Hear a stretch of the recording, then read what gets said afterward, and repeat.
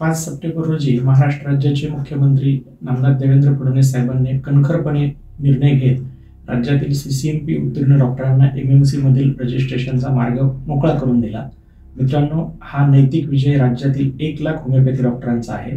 कारण 2014ला या संदर्भातला कायदा विधिमंडळाच्या दोन्ही सभागृहाने मंजूर केला होता, राज्यपालाने अधिस्वाक्षरी केली होती आणि म्हणून आपल्याला CCMP कोर्स हा MBBS कॉलेजमध्ये मिळाला होता।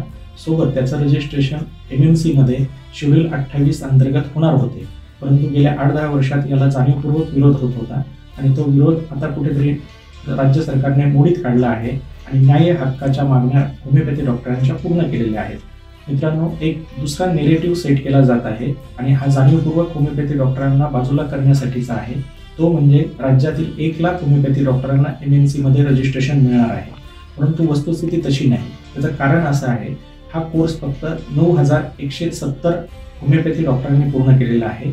म्हणजेच त्या 9000 CCMP उत्तीर्ण डॉक्टरांनाच MMC मध्ये रजिस्ट्रेशन मिळणार आहे आणि हे रजिस्ट्रेशन संपूर्ण 1 लाख होमिओपॅथी डॉक्टरांना MMC मिळणार नाही आणि हा नेरेटिव्ह आपल्या विरोधात जाणीवपूर्वक सर्वत्र प्रसारित केला जातो। याचा विरोध आणि याचा पर्दाफाश हा प्रत्येक होमिओपॅथी डॉक्टरने करावा।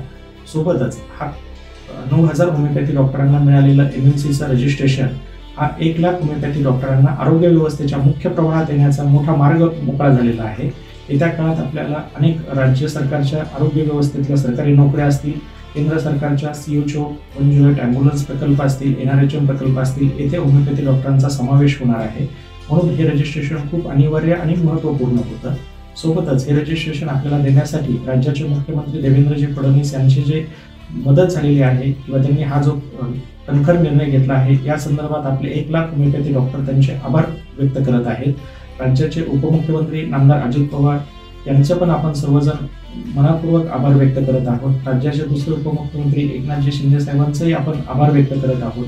राज्याचे वैद्यकीय शिक्षण मंत्री नामदार हसन मुश्रीफ साहेब, वैद्यकीय शिक्षण राज्यमंत्री योगेश कदम साहेब यांचं पण राज्यातील 1 लाख होमिओपॅथी डॉक्टर्स हे आभार व्यक्त करत आहेत। यासोबत महत्त्वाचं म्हणजे आपल्याला या सर्व लढ्यामध्ये मदत करणारे आपले हक्काचे आमदार साहेब, संपूर्ण राज्यातून जे त्यांनी आपल्याला एकदम ठामपणे मदत केली आणि हा आपला न्याय हक्क मिळवून दिला, त्या सर्व आमदार साहेबांचेही आपण सर्वजण आभार व्यक्त करत आहोत। येत्या काळामध्ये होमिओपॅथी डॉक्टरांना आरोग्य व्यवस्थेच्या मुख्य प्रवाहात राज्य सरकारने आणल्यामुळे आपल्याला आपल्या महाराष्ट्राचा मानवी आरोग्य निर्देशांक हा देशातील इतर राज्यांपेक्षा खूप चांगला आणि उंचवला जाणार आहे। त्यामुळे हा निर्णय पुरोगामी तर ठरणारच आहे, सोबतच आपल्याला आरोग्य व्यवस्थेमध्ये महाराष्ट्र सक्षम होण्यासाठी सुद्धा मदत मिळणार आहे। धन्यवाद।